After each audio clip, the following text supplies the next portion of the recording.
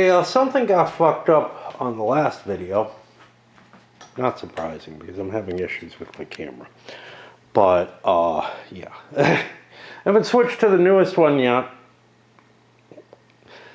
But given that 32 gigabytes is the most of any memory card, and that's what that I have, and that's what I have running on this internal memory, I'm like, fuck it.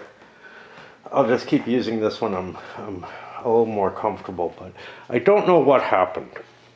I think I failed to record while I spoke a lot. Essentially, I had to correct something with the territories that Russia gave up, which was because Podolia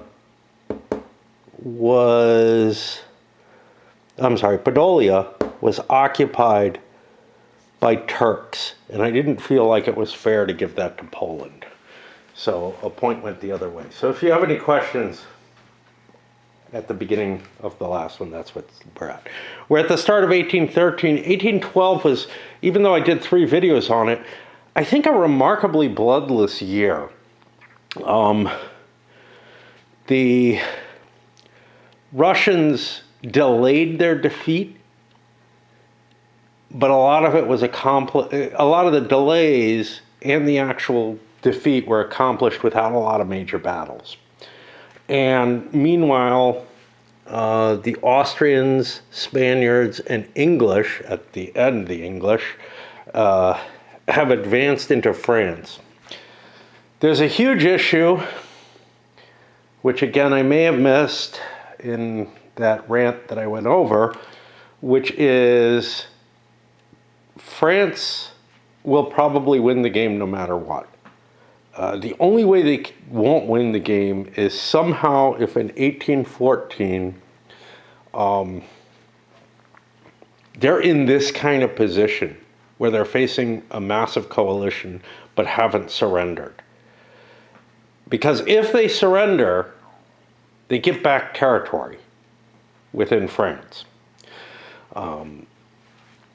And I think the best move for the coalition is to take France down, even though that makes this kind of a crapshoot, and see if they can do it quickly, and see if the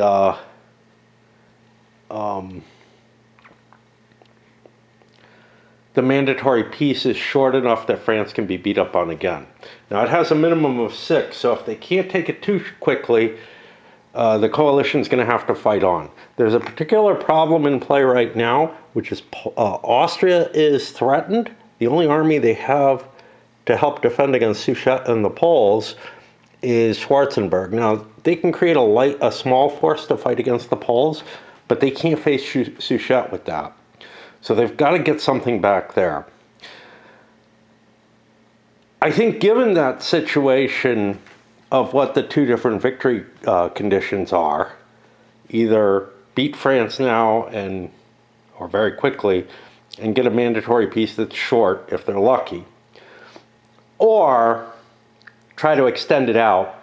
I think in both cases, the coalition is likely to coalesce, which is to say that Austria, Spain, and England will join together to be able to defeat France more quickly. There's something so flawed, like I said, in every system in this game, and even the final victory point count is really problematic. Anyway, that's the what's happened sort of in the last little period. The Austrians managed to conquer Saxony and take Bavaria, splitting Bavaria into Bavaria and I think it's Berg. Berg is now a loose minor, not of much use as such, because it has no troops of its own. But if the French get it at the right time, they might be able to create whatever the fuck it is, the Rhine Confederation. So they might be interested in picking it up. But the problem is if they pick it up, well,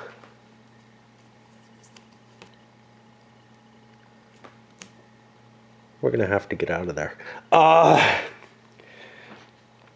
Then Berg becomes a vulnerability that can be taken during the winter. It's something very, very ugly in the game, having to do with what the surrender conditions are throughout the game. It's almost impossible. So miners that have been taken over by a major power, that have just been absorbed, you can't get them back except through formal peace with the major power. Miners that haven't been, you can't get away from their power for the most part. There's some exception with France. France can lose some to diplomacy at times. And in fact, I think they had one with Saxony that people could have been targeting, but nobody attempted to. Just because I've gotten so used to there not being any diplomacy anymore on the miners. But for the most part, you can't take miners away from someone except by conquering them having them conquered during the winter. So there's like a once a year chance to conquer miners and you must defeat the entire major power to reestablish miners. Neither of which feels correct to me. Empires in Arms handles both differently. Both work better there, in my opinion. Anyway, and the point that I have there, and War and Peace certainly does as well. The point that I have there is like, if Bavaria has been absorbed by the French, are you really telling me that Austria wouldn't put a puppet or return the Bavarian regime? Well, Bavaria is a bad choice, but let's say Bavaria, though, for the sake of argument. If it has been absorbed into France, are you really saying that they wouldn't be able to establish the legitimate rulers back in with enough support that they would be able to operate as a minor country? And that I find very unbelievable, that the only way that you can transfer those is through the political victory. Now, you might make me an argument that absorption can't be formalized, which is to say if Austria and France go to peace, Austria would have to take a peace condition to reestablish the Bavarians, or else France could go back in and beat them up on their own, or they would just dissolve or whatever without Austrian support. You could make that argument. But that's something different from in the middle of the war. And, it depends on how much complexity you want. I could see doing something where formalizing the de jure situation is necessary. But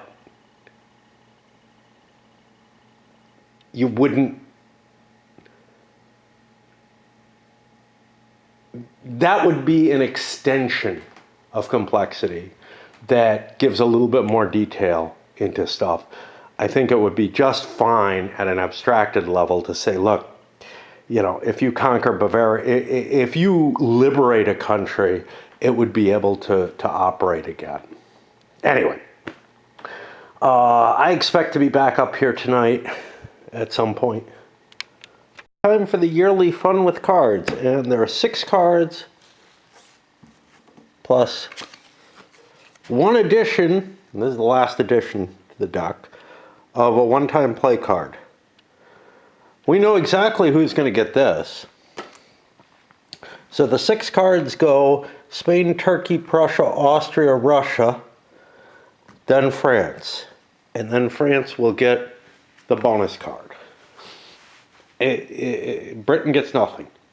It's goofy. It doesn't make sense. And also, the whole way the deck works would be completely different if it were a two-player game. It's I just don't want to go over it again. I'll hit it in the review, I hope.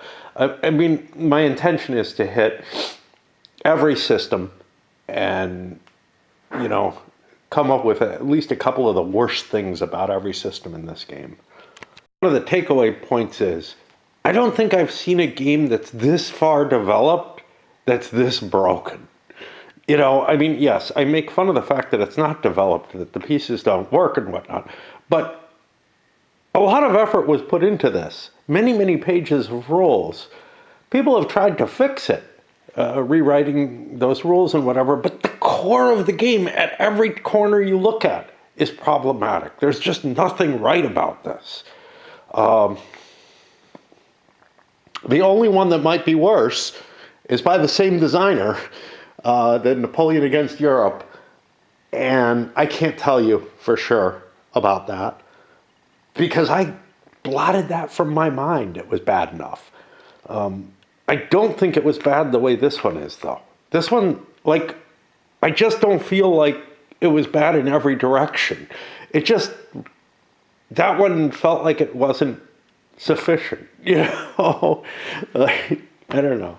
When we have things like Empires in Arms out there, which do everything at the same level as this as well, and everywhere where this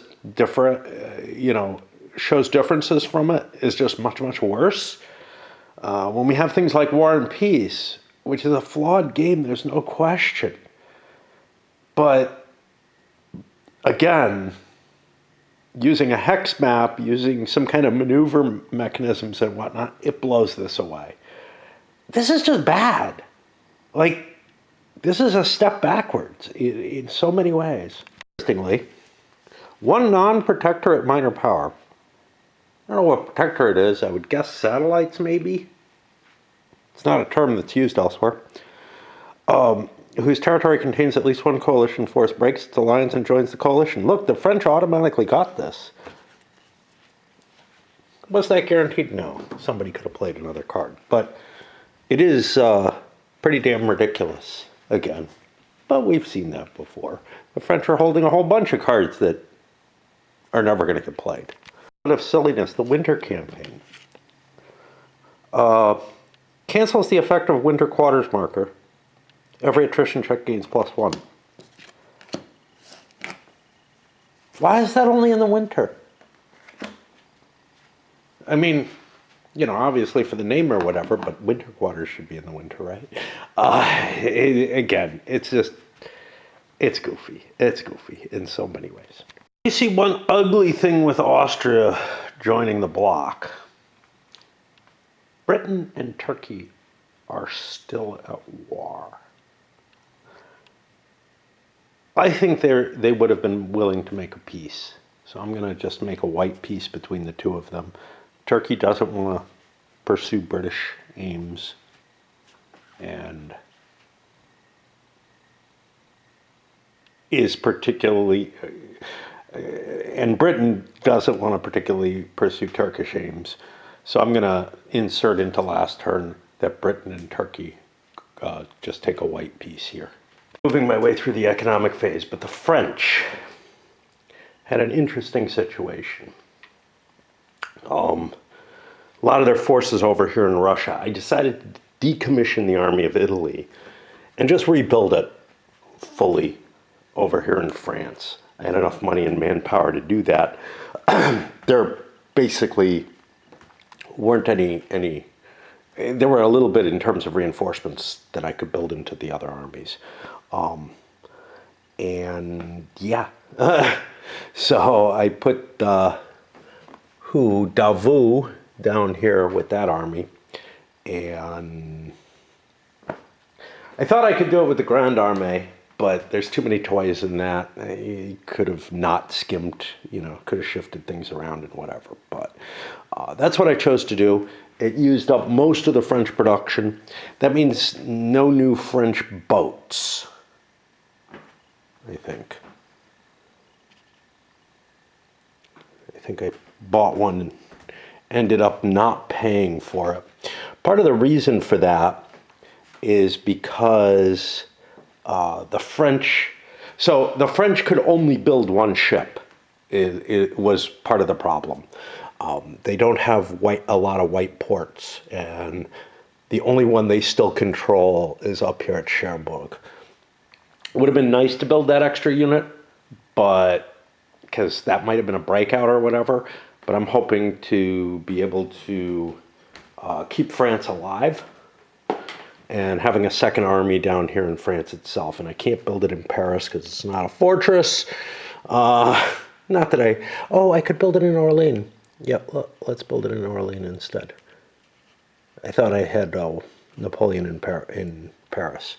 But yeah, it makes more sense to have a double army because then I can smash the shit out of enemy armies left, right, and center or whatever. And that'll put me on the Brits as the only remaining thing to do. The French and the Brits are both a pain in the ass to do their economy, so we're gonna break. Sunday around 3 a.m. I basically put myself to sleep all Saturday. I slept for 16, 17 hours, somewhere in there. I mean, it was basically 17 hours, but I was awake here and there briefly to eat and, whatever. And then just said, I'll just go back to sleep. Because there's nothing that I want to do. I don't want to do this, but I feel like I have to. And in terms of other things that I could do on the computer, yeah, it is. And now, once it turned dark, well, I just started watching videos and not really having fun with that either, but at least it passes the time. And I don't know. I finished British economics. They also, last year was a pretty bloodless year, so the Brits didn't lose a lot. They managed to build 3 navies plus a Portuguese navy. We cut down on some of these, and I'm screwing shit up that I had started to do before. For example, I forgot to play the inflation card on the Russians, and they don't have enough money to absorb it. It's just really hard to remember what you're doing. And this is really a solo game aspect, where I have this card I've got to keep attention to, but I forgot to put it over with the Russians, and therefore I did their production without that. One thing with the Brits is I find that they're not funding other people. So like Austria threw $6 into Spain's hands because Austria has a huge amount of money and it can't save it. So they gave it to Spain. What the person who isn't funding other people's armies is the Brits, because they can save their money all the time. And there's almost always someone who has more money than they need. I guess there might be situations where that's not the case, where everybody's pretty much rebuilding their armies or whatever, but I know I faced that in the 1792, but again and again I'm finding myself spending some other country's $6 that they can give. And Britain's like, yeah, I always have a use for my money. Other people don't, but Britain has a large navy to build, and then worse comes to worse, even if they had piles of money, they can save it, no one else can. So they do not become the treasurer of the alliance. Instead, it's always other people.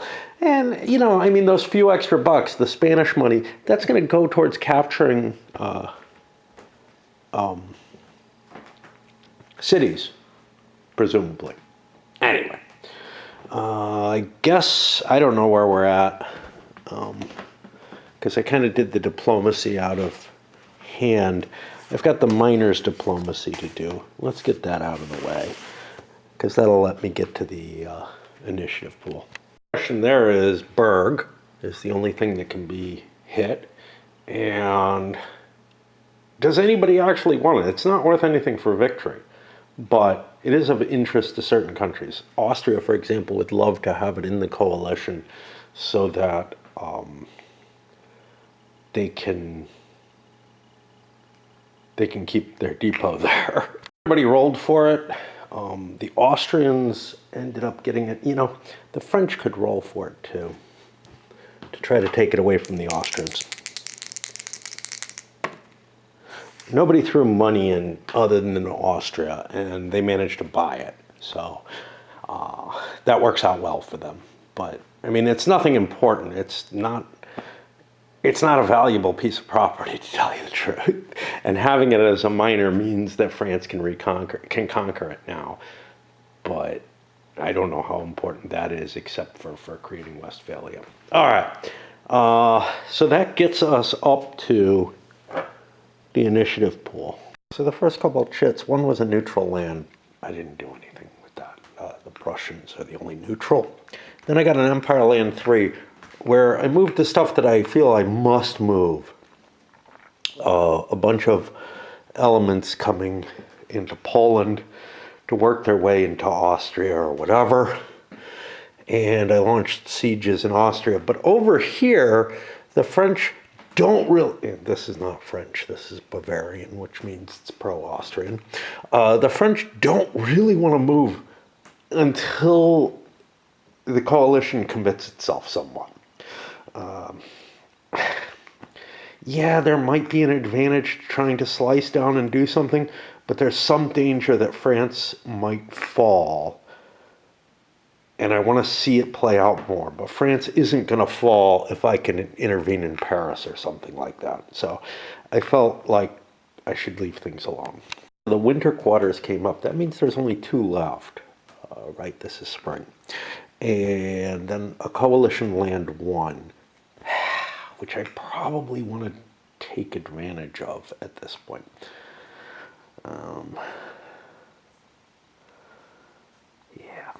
Coalition did a lot. First of all, there was a major battle at Kiev. The Russians won it.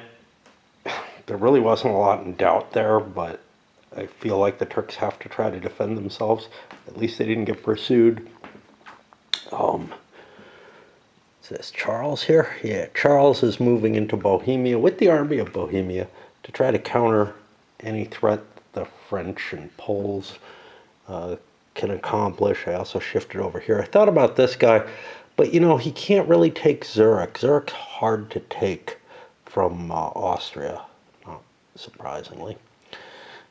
So I'm leaving Ried and the Saxons, although these Saxons can't really do shit. Why don't I move them down? 2, 3, 4. And they can't defend anything there. Okay. And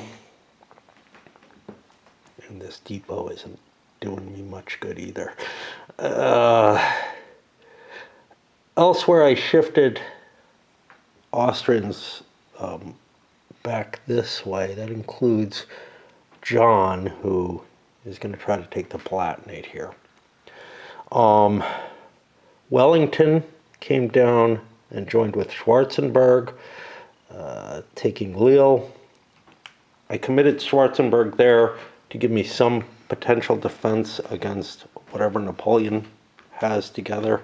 He has a couple of armies. The Spaniards moved up. We got all kind of different control markers all over the place because we're out of Spanish, we're out of British, all kind of problems with that. And the Brits moved up here, chased some light forces away, and then settled down on Dijon. Now France is has some interesting options. And they're all kind of ugly. If I force march with the French, if I march with the French, I can hit one of these smaller coalition forces and defeat it. But that opens things up to these splitting up and taking a couple of locations. At this point, what is it? If we take Paris, Bordeaux, and Lyon, that's a French surrender. Now, French surrender is kind of interesting because The minimum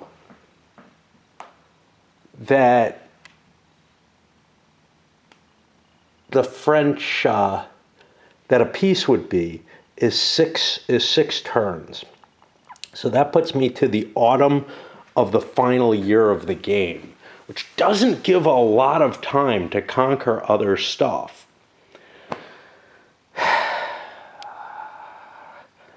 I almost feel like we don't want France to surrender even now, because chances are we're not going to get that minimum, right? Yeah, it's fairly high, but it's higher that we don't. And if we don't get that, then basically the game devolves into this weird situation where coalition members are maybe hunting each other, stuff like that, while France just sits there unable to do much of anything to anyone. I mean, they could pick on the Prussians or whatever fairly soon, but outside of that, there's not much. And then it just really comes down to, do we get lucky? So I kind of don't want to defeat France. I want to capture all of France's territory. And to do that, I need to beat the French armies and whatnot, which maybe can happen, maybe won't. But if I leave France as strong as they are now after a regular peace, they're just not that weak. They're way ahead in victory points from what I calculated, which kind of says, yeah, I don't want to do that. I'm going to stop there. I'm doing some other story game. I don't know. It's Tuesday now.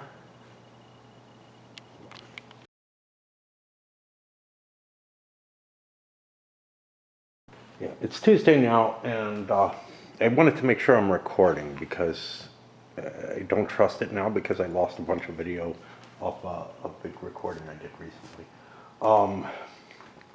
Not because of the memory card, but for other reasons. And I let myself sink into complete addiction for the last couple of days. Temporary addiction. Honestly, Sunday, I couldn't come up and play this. I didn't hit my addiction by then. I was desperately worrying and trying to find something to do to catch me, to addict me. Well, I found something and blew yesterday completely on it. I need to go shopping at some point, and today would have been the day, but tomorrow's fine, whatever. It's not a big deal at all. It's just, I got my cart fixed last week. Anyway, in terms of play, I pulled a couple of chits. I got myself another winter quarter, so we're right at the end of spring, potentially. But I got the two naval chits. The Empire, the French, didn't do anything.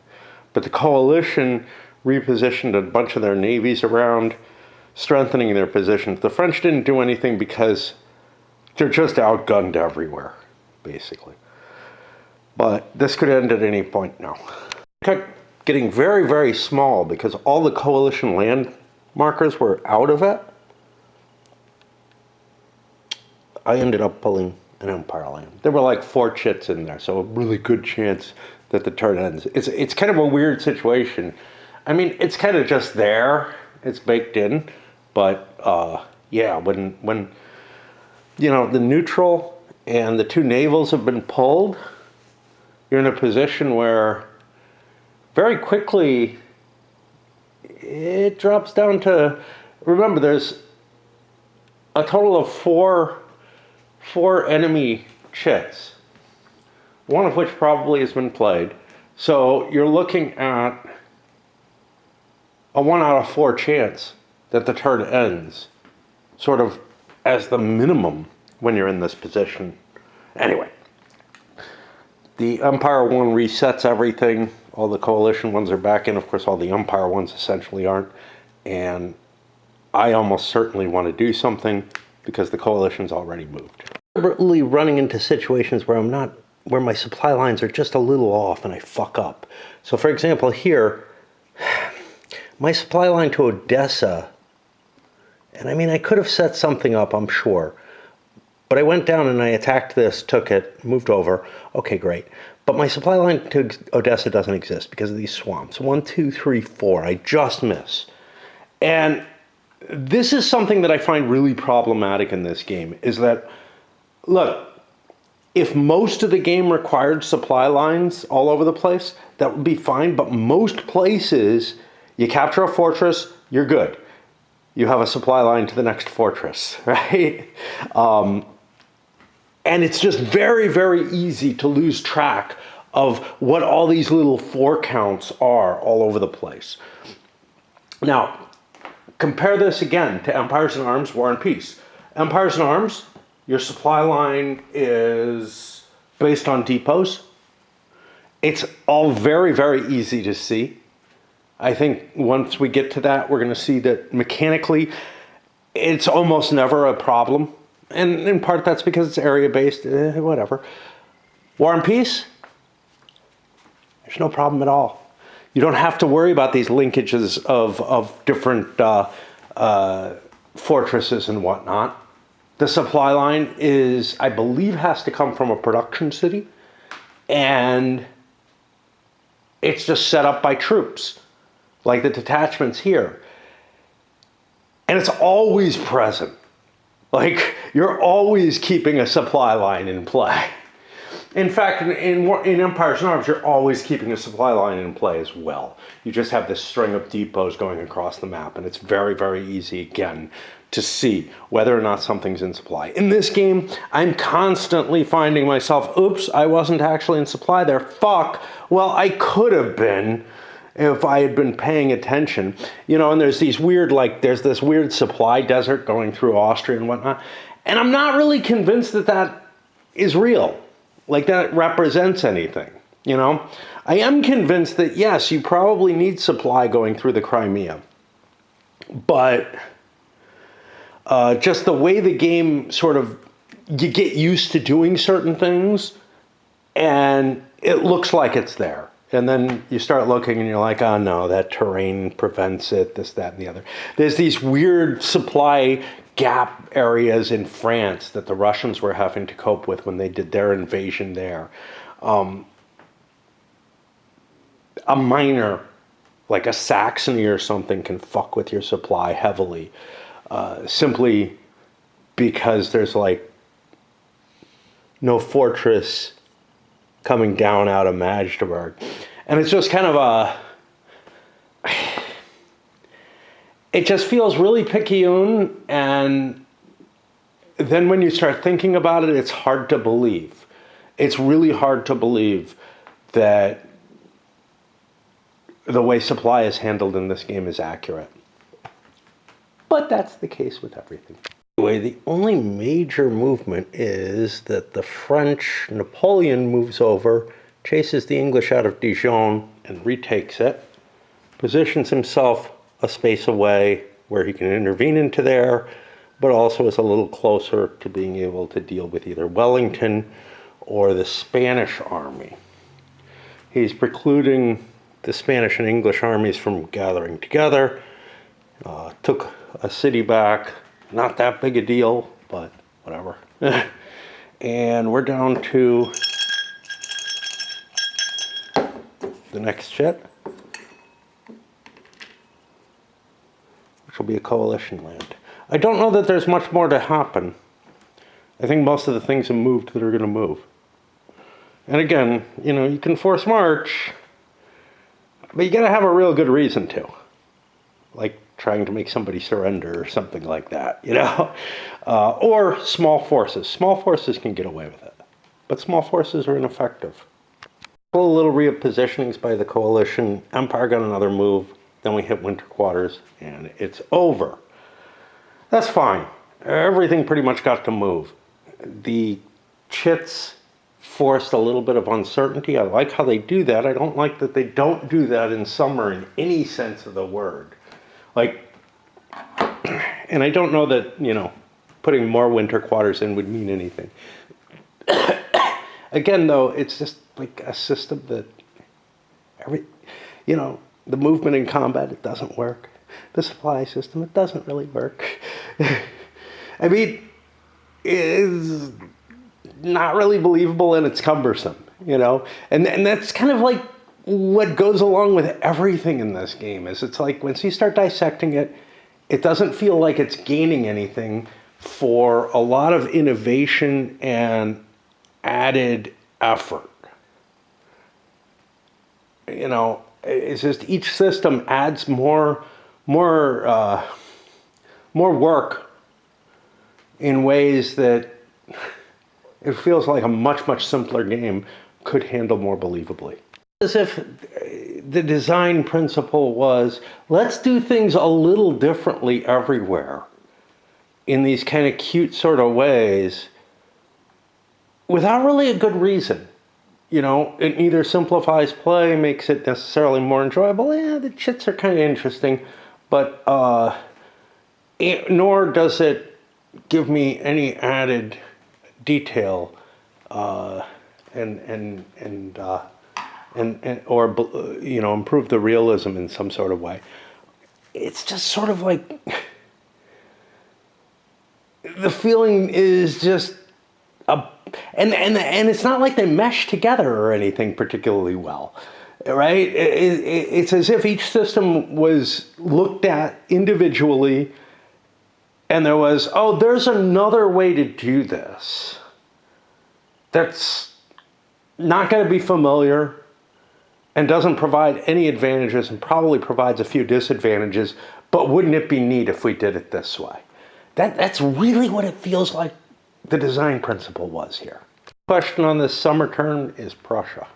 Prussia can enter the war. I forgot Russia had reinforcements that came in spring due to the war ending, but I didn't do that. In fact, I didn't check war end for anyone else. Still got Bolivar here, who could end his war by my reading of the rules. Does not. Okay. The Russians should have been in the spring, but I screwed up and forgot about them. Okay, the issue with Prussia is there is a fucking huge French army on my border, and I don't think it's in my best interests to declare war at this point. It's in the coalition as a whole's best interest. If this were a two-player game, they would be trying to get Prussia in, but there would be die rolls for that and whatnot. So, you know, I don't really mind how the game's tenor changes based on, can you convince a minor to join the game in a time when, like, you know, it's really ugly for them. It would be just as easy to get Prussia to join the war in this situation with a huge French army heading their way anyway, as it would if France had all their troops tied down somewhere else in the two-player game. But that's just sort of the nature of how those diplomatic situations work. And, you know, I make certain complaints about, oh, wow, you know, the cards will be totally different between the two-player and seven-player game. So, too, will the diplomatic actions. But, you know, there's not like a fully scoped out bot or whatever. So I don't really mind that. I don't feel like that's a flaw in the game. I feel like there's a significant flaw with the cards. Anyway, Prussia is not going to enter the war. They're hoping to get the French to get a little further away, maybe be able to take Poland back and therefore cause the Russians to attack them. Yeah, everything is like that in this game. And then, you know, the fact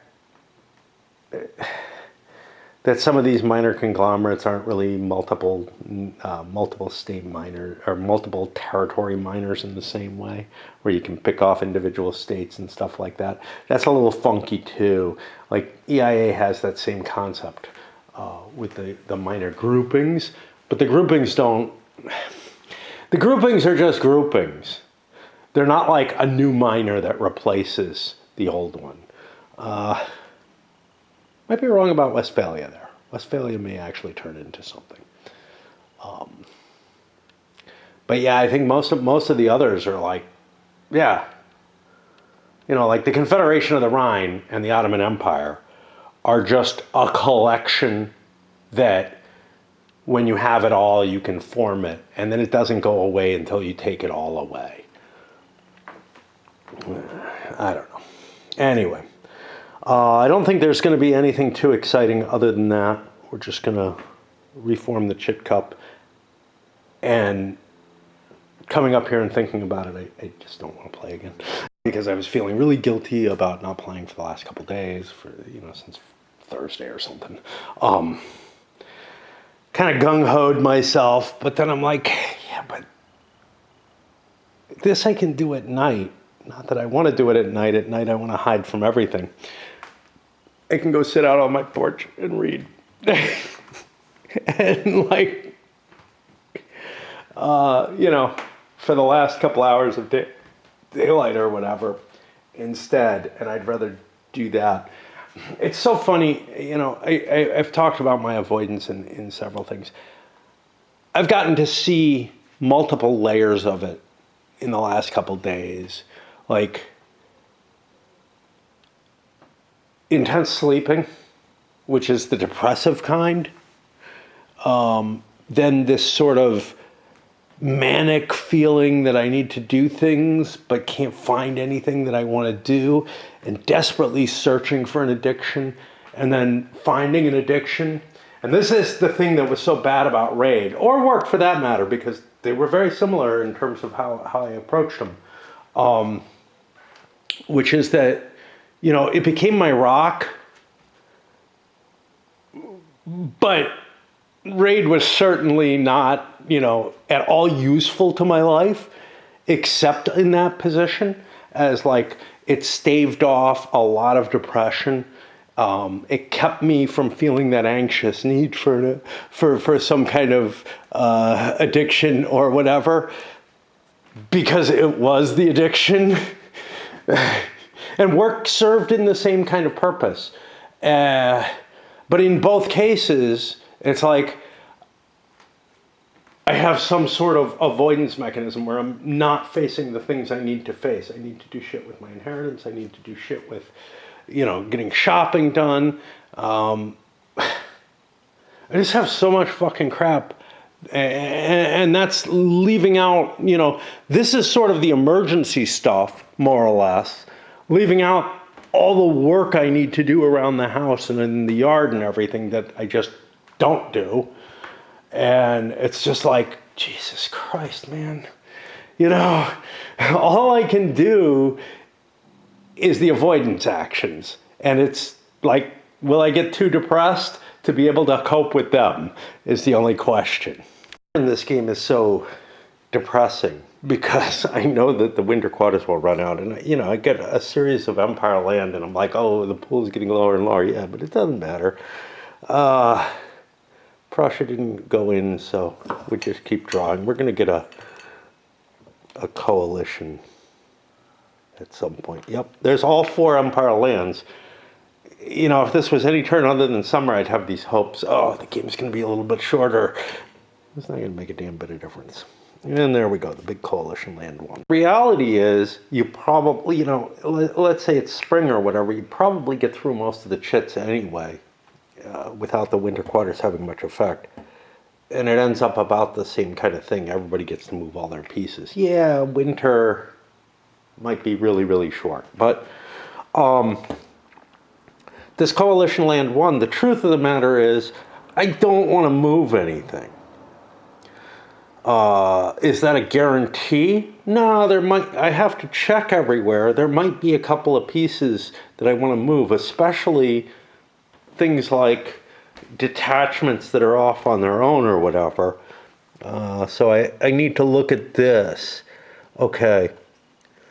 Would I want to move anything into the English, not the Austrian, because I don't want to, I don't know, it wouldn't really hurt because it's a multinational force anyway. So I have to check both. So I've got the Austrian Rhine army Does it have room for something? Probably. 2, 4, 6, 8, 10, 12, 14, 16, no. And the English, I'm guessing this is the Anglo-Dutch. 2, 4, maybe. Gotta flip them. 6, there's a lot of British Guards. 7, 8, 9, 10, 11, 12, 13. So I've got room to push more units in. So yeah, I want to move some of those into place. But it's like I have to look everywhere just like I would with a normal army situation. But I probably don't want to move anything, you know. There either has to be a compelling reason to move early in the turn, or a reason like the coalition one where I can't move, you know, other forces. I can't move those forces any other time. But I do have to check the whole board in a way that, like, I don't know, doesn't happen as much in the short turns, the winter turn or whatever. I'm able to say, yeah, you know, I'd better get my moves in if I want to get them in. But yeah, there's a high cost to each chit, even chits where I don't move much. Ass. The internal memory for this is indeed small, smaller than it's supposed to be, as well as the SD card. And it cut me off on a fairly long rant about, I drew an Empire Land 1. I moved the pieces from Russia. I didn't really see much point to moving anything else because, again, I can wait and see. Yeah, these guys are at some risk, but whatever. They might be able to get away or something. But I did note one thing, and I know I've complained about this before, but maybe not in the detail I did just now. These supply trains, their movement rate, I've complained about why it disturbs me, but some of it's just sort of it's just there. But it goes deeper than that, right? It's not just that, oh, there's a 4 movement rate to a supply wagon. It's that it doesn't actually matter. It's that you can avoid that 4 movement rate, I think, by the rules as written. There are 2 ways that these wagons are generally deployed. One, on their own, because if they're not on their own, you could just use a detachment, right? If you're going to use forces, you could just use a detachment. If you're going to leave forces behind to defend it. Or with an army. If they're on their own, they can't move without a leader. So you'd have a leader deployed with them. And you can probably move them for most of the nations. Most nations have a lot of 3-point leaders they can spare. Yeah, Turkey, Spain may have some problems with their supply. They don't have a lot of wagons either, though, so, you know, it's not that big a deal. The second way they can be deployed is in an army. In both these cases, they can be moved, and as far as I can tell, suffer no attrition because they're 1 strength point or less. I don't know if they're a half strength point. I know they're a half strength point for naval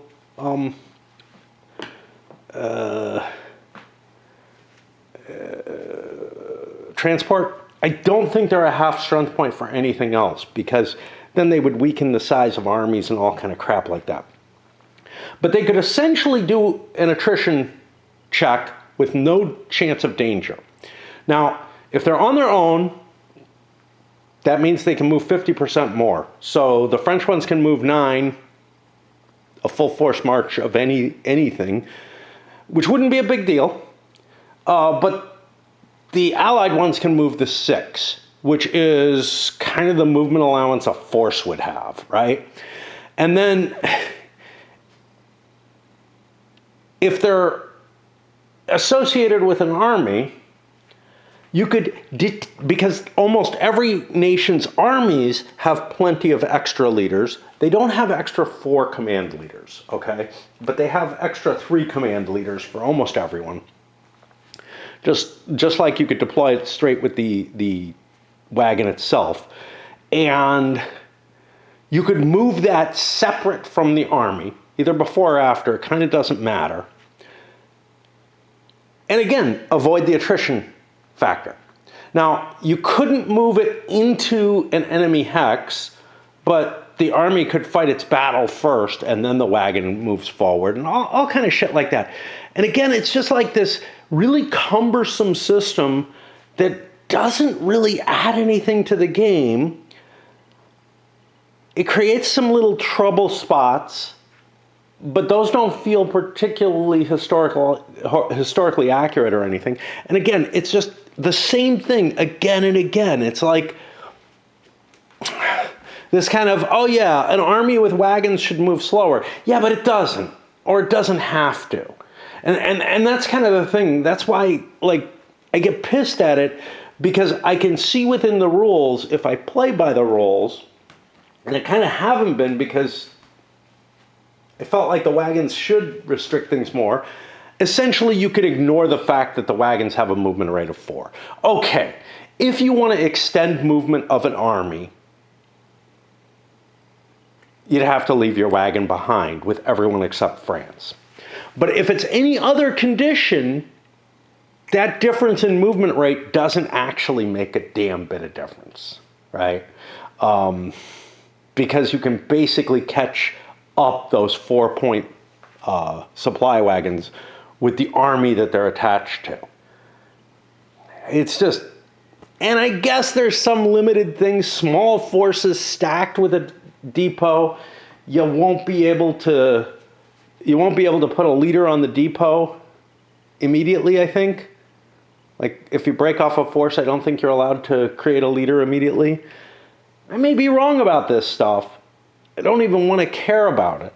If I'm wrong about it, then it makes even less difference, right? And again, it's just like, there's this hindrance to play that serves no purpose.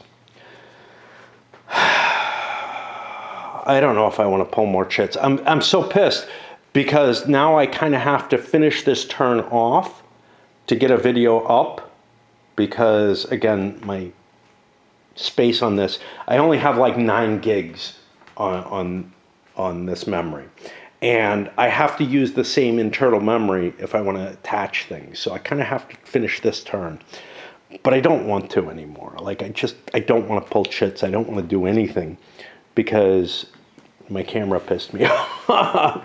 Like, I would have been ready to keep going.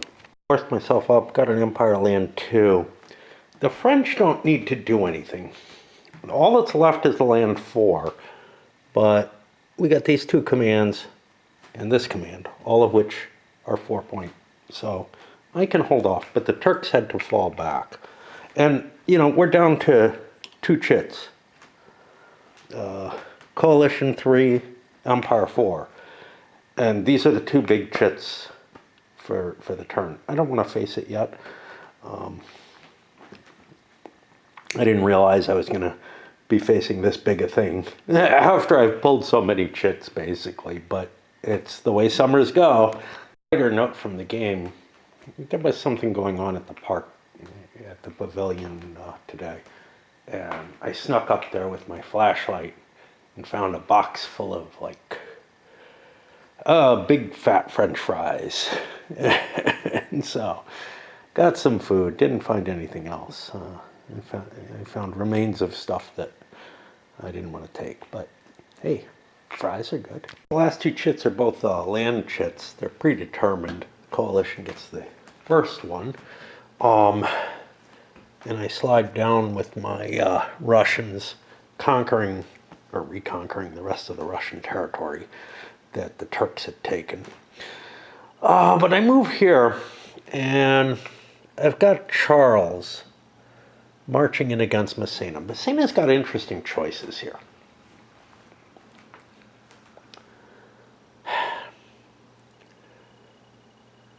He could intercept and go for that +1 bonus. He's looking with the army of Germany, which I don't know if that's particularly good. It's got a lot of +2 infantry in it. 2, 4, 6, 7, 8, 9, 10, 11, 12, 13, 14. It's full enough. It's got a lot of artillery. I've got a lot of advantages here in a fight against Charles. I don't know exactly what Charles has, but fighting looks good. But the chance of and I'd have the bonus on interception. I'd have bonuses on the attack cards.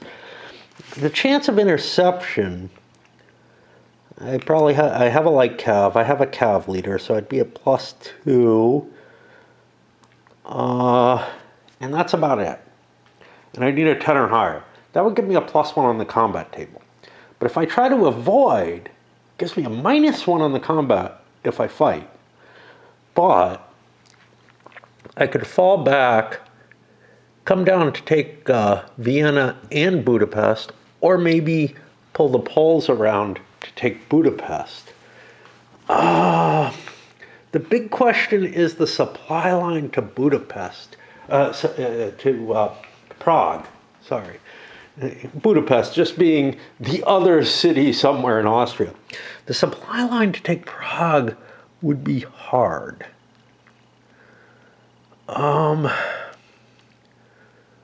Let's say I ran here, 2, 3, 4, 5, 6. I mean, I wouldn't be able to take both of them without forced marching. And here I would need a supply line, and there isn't one. I don't have supply off the Prussians. Now Charles would be in here, but he could back up and do stuff to get out of my way.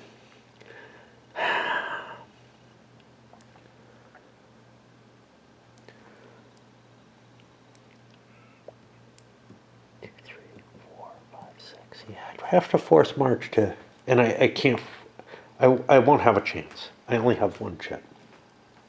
Force march is the thing I'd need to do. I think I need to beat Charles. So I will try to intercept. There might have been a possibility where I could set things up so I had a better chance of defeating Austria. I haven't really intended to zoom in too hard on the choices here on the cards, but I think I want to, actually, to be honest.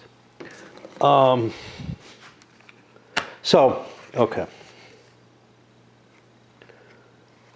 This was this. The Austrians played a rivalry and general's health, trying to get a couple of -1s on enemy leaders. The other things I had were less valuable, no question. Okay, fine. But for the French, it was a harder call. I could have done some pursuit type based stuff, but I felt like avoiding the bonus of a refused flank was more important. Both sides are choosing to use sort of their best leaders, even best units, but best leaders, because we're late in the game. There's less chance, like losing a leader is going to have less of an influence. So I'm using a +2 leader for the French. I only have a +1 for the Austrians, unfortunately, as a secondary leader. And we end up at +7 to +3, which is not at all good for the Austrians, but... And this is, of course, a major battle, which gets us 14 to 9, so we're going to see a French victory, and I'll come back about pursuits or whatever. Fuck. Let's throw this in. Would have done it. So 14 to 11, and the Art of War gets played. That gives the army leader a +2 combat bonus. I assume that's in addition to what he has. But this is the big battle for Austria, because it's what keeps them in the war, as far as they're concerned, if they can win this battle. Since we're beaten back without a pursuit, which makes it hard, I think. 1, 2, 3, 4. 1, 2, 3, 4, 5. Can't make it there.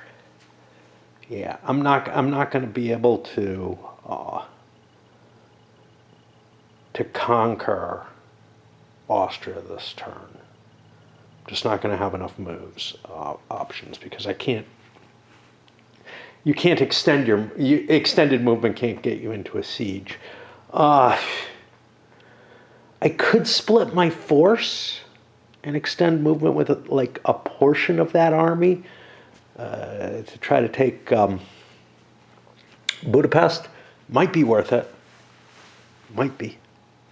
It's a dangerous option, but I got other Austrian forces ready to react at this point, so it's kind of tricky.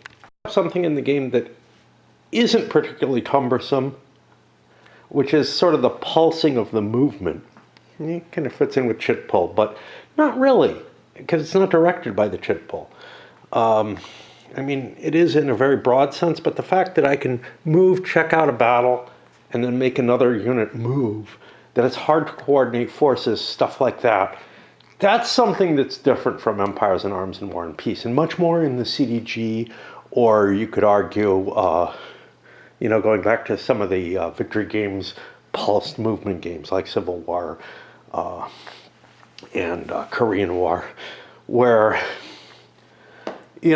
you move a unit, see what happens with it, and then you get to move another unit. Granted, that's not particularly realistic either, but it's probably better than I go, you go. It's hard to tell. In World War II terms, maybe not so much because you have a whole front kind of moving at once, but in and there it really depends on the time length of time of turns and whatever. But here with seasonal turns, it probably kind of makes sense to be able to see what, whether you get to push a unit aside before you bring reinforcements in, maybe capture a bunch of cities or whatever. So there are things you can argue that this part actually does work. I know I'm really harsh on the game about a lot of things. This is one where I think it kind of does work. There are some interesting facets happening over here in the French area. Wellington and Schwarzenberg moved down. They captured Reims and Perry. And I don't know what else I'm going to do. Johann's army is here. I could try to get it close. 1, 2, 3, 4. 1, 2, 3. 4, 5, 6. I can't get it next to their army. That's the problem. I could extend the march, but that would be kind of dangerous. But the other thing is, these armies don't really want to be near Napoleon. They want to run away.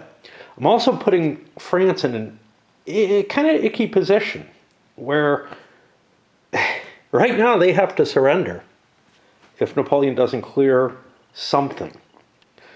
But obviously, I could take Lyon pretty easily. And like I said, I think France actually kind of wants to surrender, which is kind of an interesting option there. Of course, Britain, I think, gets the first call on spoils. But yeah, we'd be looking at like Britain, Austria, and France each taking like one province, which isn't going to be much towards their victory conditions. And anything else they take is kind of unimportant, and chances are none of them could go to war with France again. Which is kind of why I think France wants to. Yeah. Again, absolutely not the situation that you'd see in Empires in Arms. You don't want to be defeated in Empires in Arms because it's only territories that are claimed that you get through the peace process that actually count for anything. So an undefeated France doesn't surrender anything, doesn't give anything up. Of course, it would be more possible to conquer some of their miners or whatever in Empires in Arms than it is in this. So there is kind of a, it's not exactly the same line. And in War and Peace, France wins the game if they stay in. In this kind of situation at the end, which would be in 1815, not 1814, it would be you defeat France.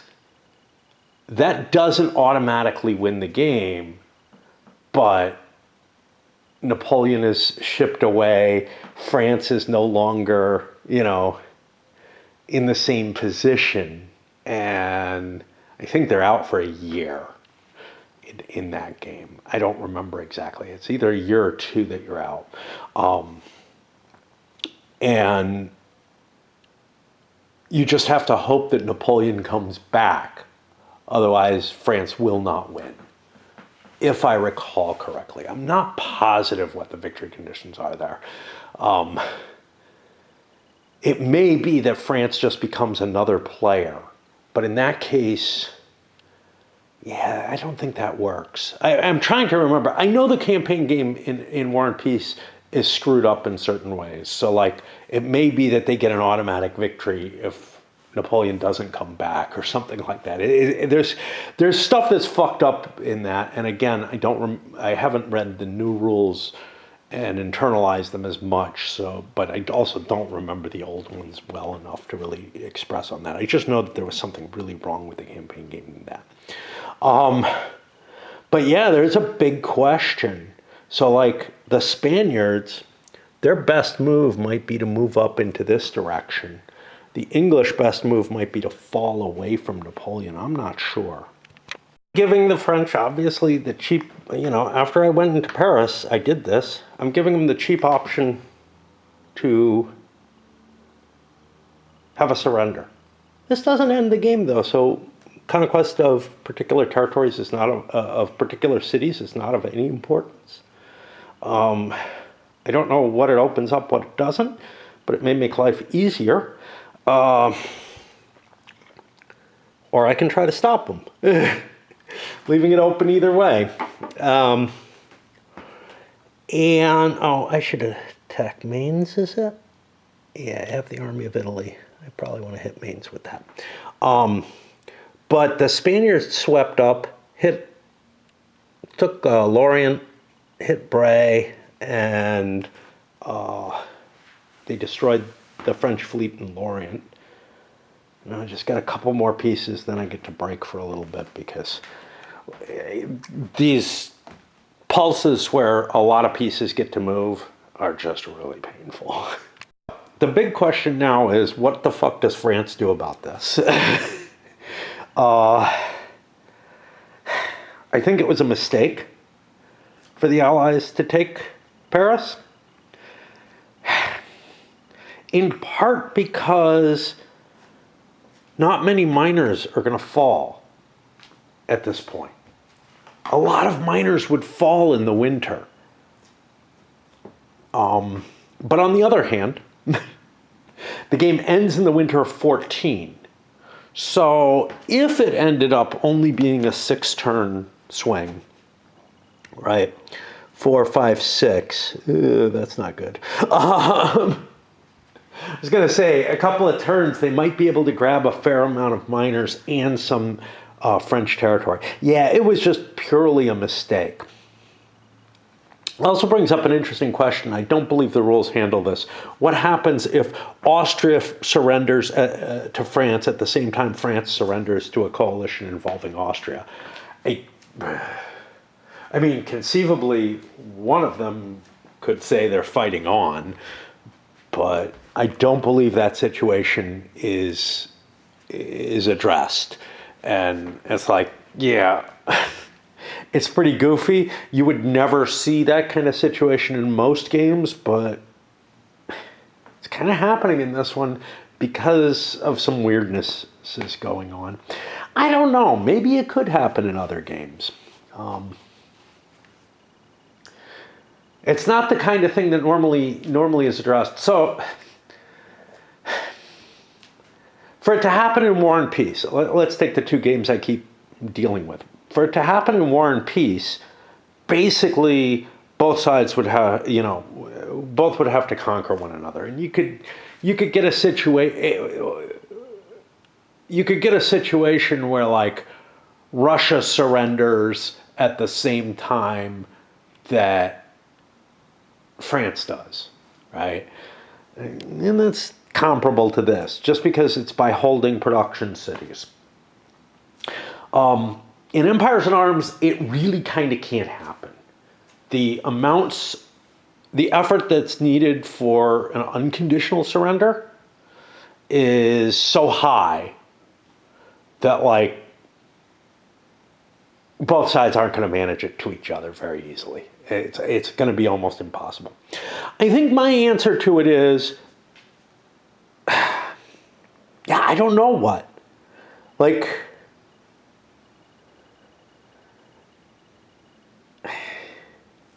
anyway, it's not really going to be a factor in play here, I think, because this is an army. I can't get through to Prague from there. I don't think I can conquer Prague and Vienna. I think that's the big deal. Let's see what the chit is, first of all. If it's a 1, it might change things. Yeah, it's only a 4. That's going to be fucking hard to do. I can't move through Prussia. Could I take Budapest? No, because I can't extend movement. All I can do is force march, and I don't have an extra chit. Yeah, I think it's pretty much stuck in a place where there is a way. 1, 2, 3, 4, 5, 6. Yes, sir, I can. If I have a 4-point leader. Well, we're gonna see the craziness. All right, I guess I have to look up that roll, because I think what we're going to see is we're going to see Austria surrender at the same time France does, because France sees this conquest as a mistake, and they can conquer Austria. Let's see, which army do we have here? Unfortunately, it's Massena with the Army of Germany. Does he have a 4-point leader there? No, he doesn't. He can't. He doesn't have a commander who can take Prague by just slipping around the back way. Wow. That's what it comes down to. Let me look anyway. I don't think there's a rule about this, though. It doesn't appear to be a rule. Now, here's the caveat. Austria could say they're continuing the fight, right? And France, they're not going to take out. So if they're choosing to end the game on a surrender, or to end their position on a surrender, which is, I think, what we're going to go for, they don't particularly have any reason. You know, they don't want to continue the fight because they may lose that edge that they have.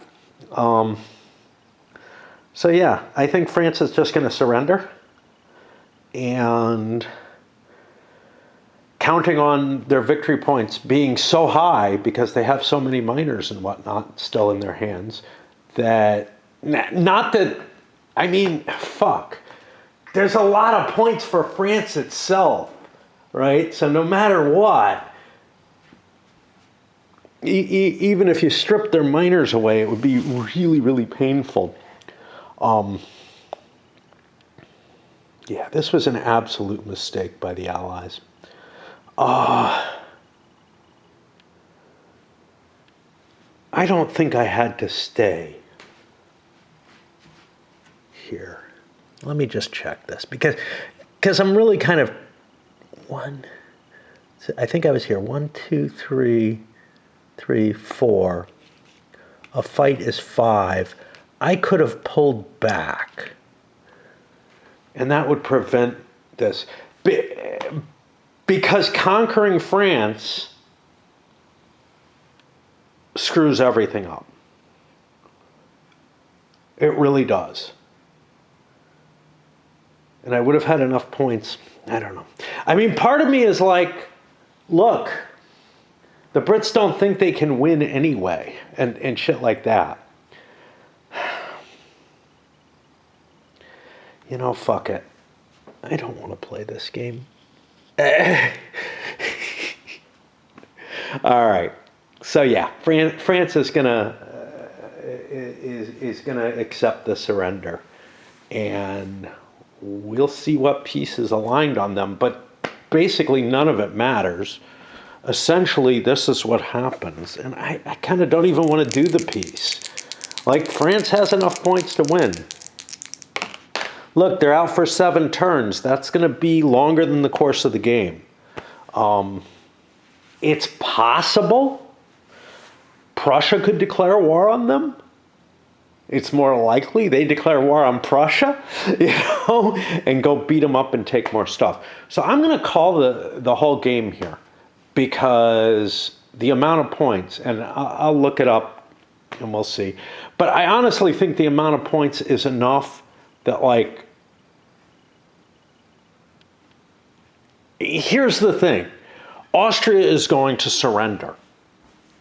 Not this turn, but they are going to surrender. There's a huge French army in Austria. Prussia can't enter the war because there's a huge army just south of them, or will be just south of them. So there's no real time that Prussia can enter the war, which means that the French have a pair of armies here in France that maybe they can't stop everything, but they can probably pick off one Allied army per turn. And they can almost certainly knock it. They're not going to lose stuff here. The Spanish, what are they going to do? They could run back to Spain and just say, screw it, run away, or whatever. The English do not have a large enough force to take territories in Germany. It's just a matter of the French have enough here to hold all of this in check and maybe destroy some of it. Like, if they get the English or the Spanish army first, they're going to destroy it. So I think it's just a hopeless cause, everything that I'm looking at. Austria is going to fall. Prussia, I might declare war on them just to knock them out and take some more stuff. Or I could try to shuttle my troops forward. Russia's not going to get enough off Turkey. They just can't. And again, they would want to not win the war to get enough points. I don't know if there are many points in Turkey, to be honest. Constantinople's got a little red star. I don't see red stars in a lot of other places in Turkish territory. So I don't think the Russians can get much more than the victory point off of Constantinople. It's just a matter where the game is decided no matter what at this point. But it's decided in a way that France surrendering makes more sense. I'll do a quick scan of the victory points, show you what we're looking at and why it just doesn't make a damn bit of difference. Because, again, that stuff that's already taken, what is it? Honestly, what is it? Holland?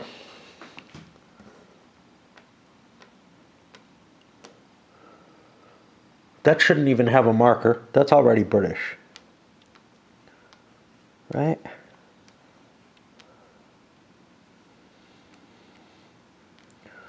I don't know where the fuck Holland is. Oh, no, it was conquered by France, so it can only be taken through normal peace. Yeah, so Holland, Hanover, these are territories that are over here that can only be taken through a peace process, and only 3 provinces can be taken. So we're looking at almost nothing. Piedmont, Switzerland, yeah, conceivably there could be a fight for them. Venice, Poland. Poland's not going to fall. So France has converted almost all of the miners to their side, to French territory. So let me just do a count of who owns what. Look at Palatinate, look at Baden. Yeah, these aren't miners. They've been absorbed. Italy is the only place where France can lose victory points other than through the formal peace process. I'm wrong. I did a quick assessment, and these are the victory points that I see. This is Turkey. Turkey's at 2. These are the victory points I see. Britain's got 9. This is just key cities. France at 3 instead of at 4. It might be 4. It's not clear. Which means Britain is in the lead right now. So if Austria can hold off, Britain would win. Now, here's the thing. Austria is not in a terrible position. Here's what I'm going to say happened. Britain moves in here, Wellington and the Austrian commander. Actually gave 3 points to France for Paris. That's 3 points that's not France's. If instead Britain moves in there and then declares that they're leaving Paris after the fight, Austria can say, I'm done, I'm not moving. I'm squatting on Paris. And in that case,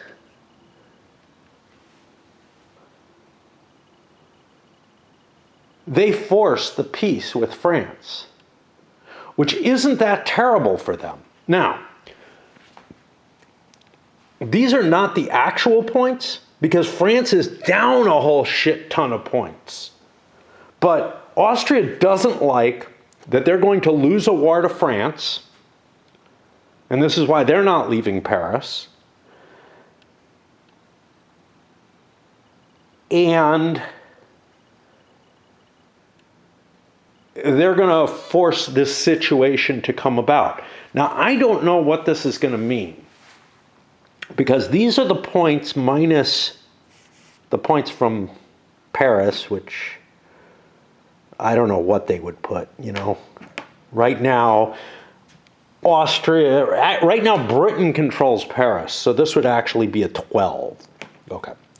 But the truth of the matter is it's Austria who's preventing that from happening. So what's going to happen is France is going to surrender to the coalition. That gets Austria out of being defeated. And I guess, I don't know what happens to the French army. How they get home. I'll have to look at the peace rules for that. But yeah, I think this is actually a reasonable solution. Britain thought they could come in, smash some French troops and get out. And now France has its way out of this whole situation by surrendering. A situation that they are losing. Because here's the thing. First of all these German miners, they're almost all worthless. Hanover is worth 1. Antwerp is worth 1. Holland is worth 1.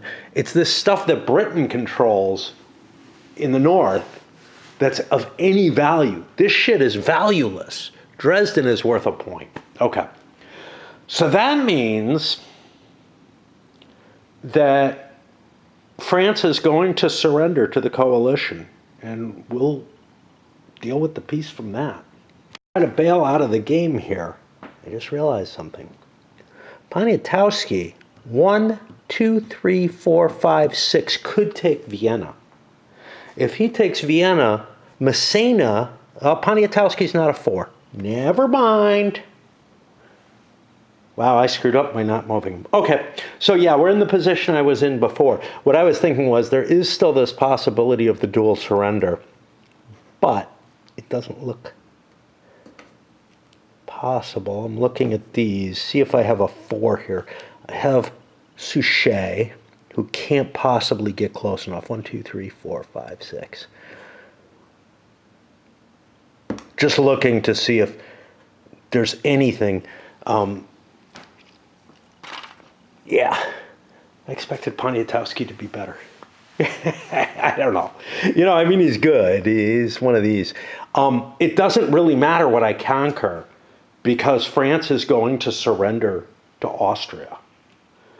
And at this point, among the coalition, the only thing that could have saved it is this anomalous situation of two countries surrendering to one another at the same time. Britain has the first peace condition, and I immediately think to myself, well, Britain would want Hanover back.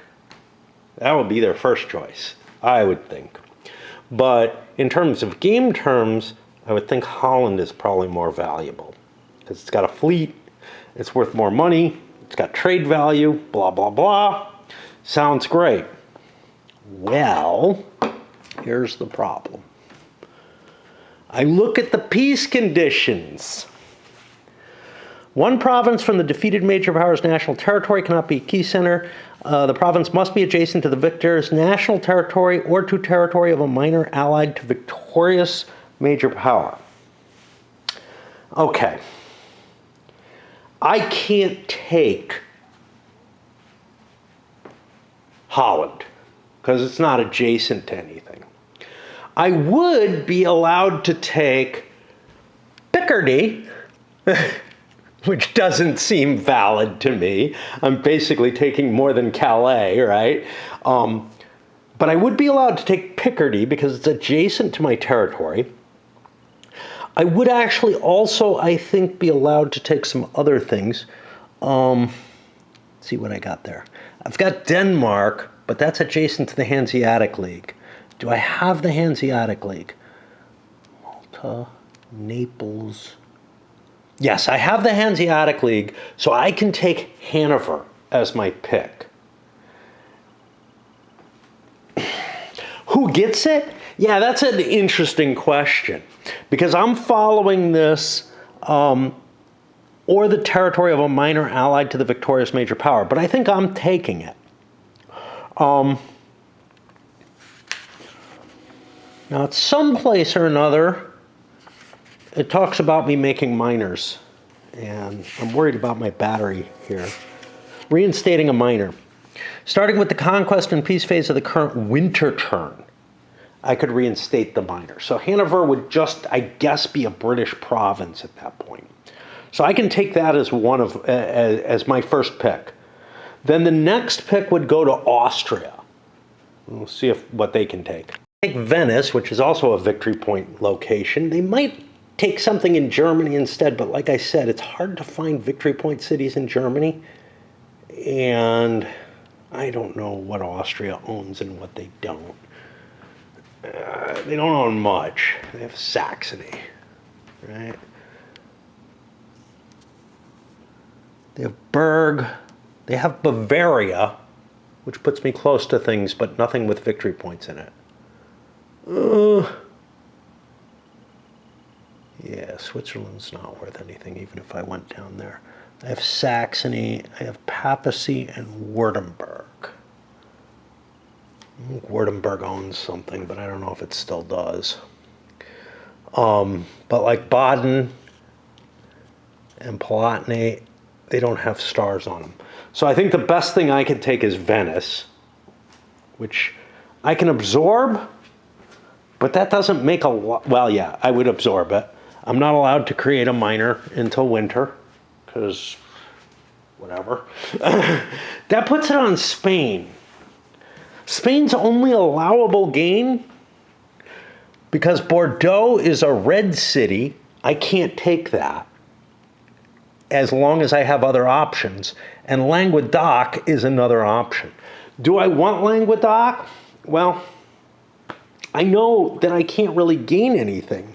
So then it becomes all right, is there anything else that I would want? I don't know. Nothing that helps me in the game. Nothing that helps me towards victory.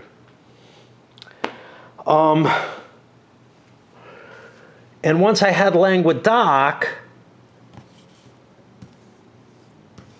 then Provence becomes available, which is that's part of Dauphin, which is another valueless location, right? So even if I got a second pick, which I won't, Britain gets the second pick because they're the leader of the alliance, by how I can read this. There's nothing I really get, which means Spain can say, okay, you know what? I'm going to let Austria get another pick. Or I'm going to let Britain get another province pick. I don't think they particularly want to do that, so I'm going to give them Languedoc. I think they'd rather have that. But it's just goofy. It's all goofy. There's only a single other concession available. And that can be Can't be a province. No more than 3 can be provinces, even with a full 8 given. I could take indemnities? No. That counts as 2. I could take military aid. I could not take the continental system because that's stupid for Britain. I could extend the mandatory peace. Definitely not what I want to do. The game's, I already know it's 7 turns, so it doesn't make a difference. It's the whole game. I could propose mandatory alliance. No, that counts as 2. And that is it. So I have one thing, which is a corps. 2 corps, an infantry corps, a cav corps, a leader, and a supply depot. There's going to be other stupid stuff happening here too. Like, I think all these French units here all fall back into Poland, where they can't get to anyone. Of course, they can go to war with Prussia, but and I don't know who this is closest to. It's closest to Poland as well. So yeah, tons of the French army is going to be stuck in Poland, which more or less means I'm going to have a war with Prussia. Okay, fair enough.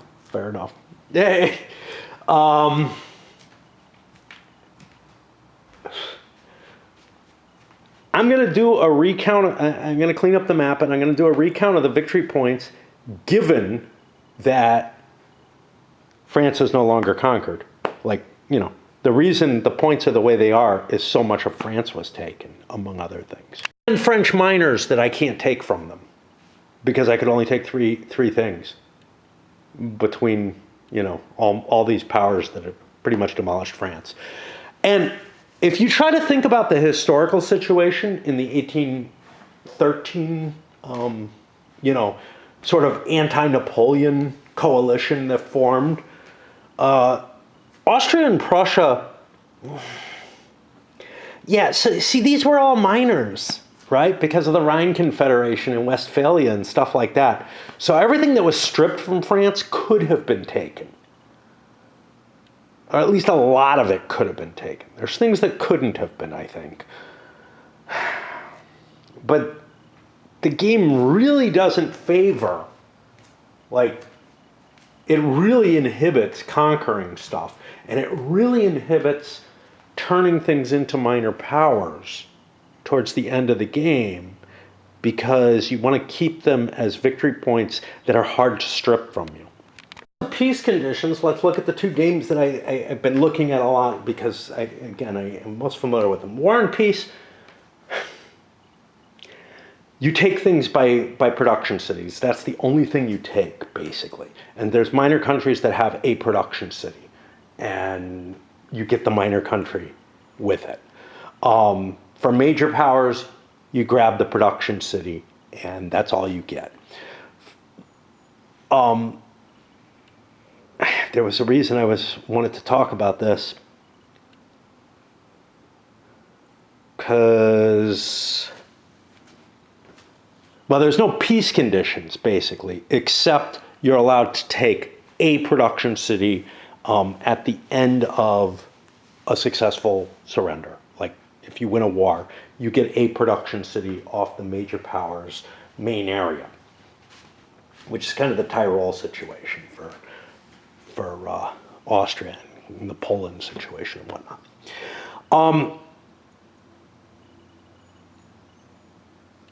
In Empires and Arms, like in War and Peace, you can capture the miners and you can take their territory. Anything that's not the home territory of a country, you can take away from it, right? There are some exceptions. Provinces that were home territories of another country but have changed hands. So let's take my favorite example from Empires and Arms. Austria gets Silesia from Prussia, okay? Russia can't take Silesia from Austria under the except through normal peace processes. But Prussia can take Silesia simply by occupying it, because they're getting it back as their own country. And in that game, you can't conquer everything of a country. You can in this. You can't do it in that game, and I don't think you can do it in War and Peace either. I don't think you can wipe out a major power. And I could see a good argument for not being able to, partially because it wasn't done.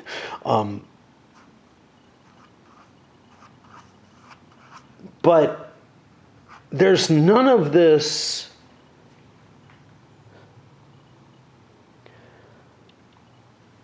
Yeah, there's no incentive in either of those games to sort of surrender to get back all your miners or something like that, right? There's just nothing like that. There's something so perverse in this.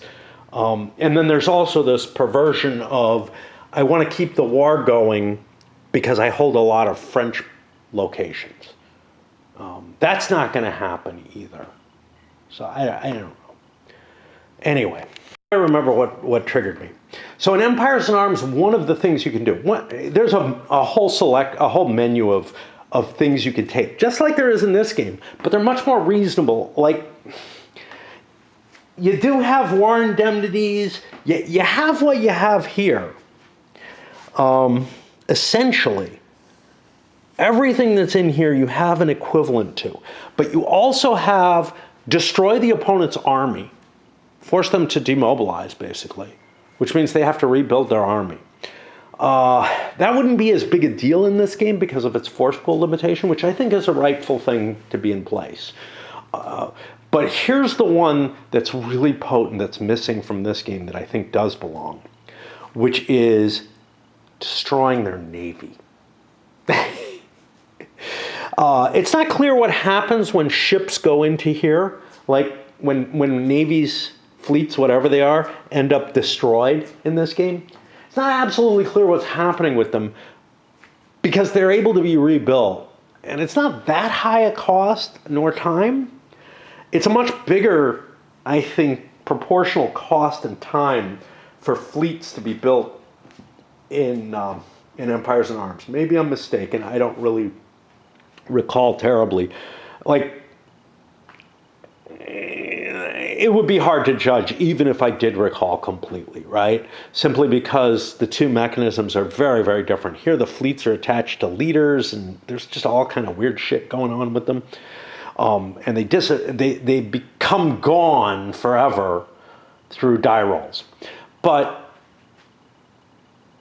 in Empires in Arms, you can create a demobilization on their fleets and force them to scuttle their fleets. Not all of them, but some quantity. And that is a very potent option. That is the thing Britain uses if they win against France, because France has a big fleet and you want to destroy it. It is definitely a consideration if France is able to sort of sneak a victory against the Brits.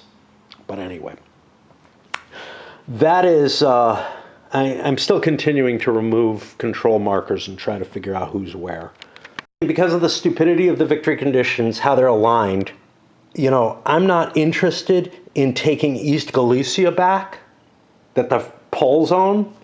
I'm fine. I want Venetia, So I'm still left with this stupid situation where I have West Galicia as an island in the middle of Poland. Yeah, that wouldn't happen because Poland couldn't be formed with this, but whatever. You can see that there's some weird shit because most things don't count for shit. And again, in Empires in Arms, every province has a manpower value, which means if you absorb it into your home country, you get victory points for it. In War and Peace, every minor country with troops has a production city, which means it's worth a victory point. Here, there are plenty of little things, like all of kind of the Rhineland area, that are just unimportant, Yep. That as I thought. I thought France was going to jump to the lead with the locations being returned to them. They didn't. Now, before, it was very clear England just had this humongous victory point advantage, with Paris being kind of this oddball, like, crapshoot. Now, France is still in the lead at 9 victory points, But Austria has moved into second at 7. Britain, who held a lot of victory points in northern, border to France, is down to 6. So Austria has improved their position from like 3rd place to 2nd right now. But also,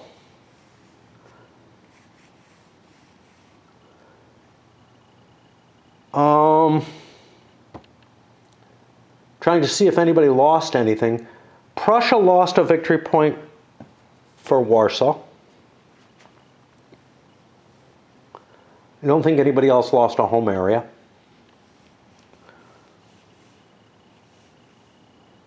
And Britain will get 1 more point for the most fleets. So this is what we're looking at as the actual victory points, not just from key locations. And it's pretty close. Oh, we forgot penalties and bonuses. Prussia is down 2, Spain is down 1, and Turkey is up 2. This is a -1. So this is more what we're looking at. With Austria still in coalition with Britain and Spain, in an interesting position where they might be able to go to war with someone, Turkey, Prussia, whatever, to try to gain more points. And I think we do have to continue. I think it's a close enough game. Before I thought France would just be running away with it. But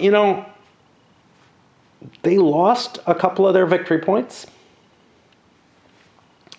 And the 3 points for Paris is back in their hands, though.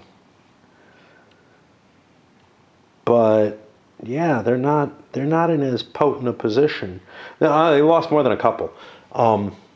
So they lost Hanover,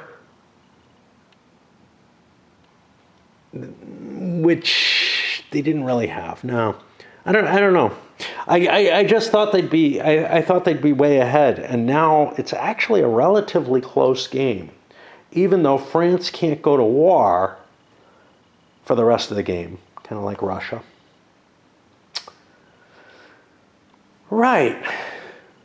I don't see any other piece, so I guess we're going to move here, put this here. I'm going to load this up because lots and lots happened here, and I'm also very, very worried about how my camera works right now.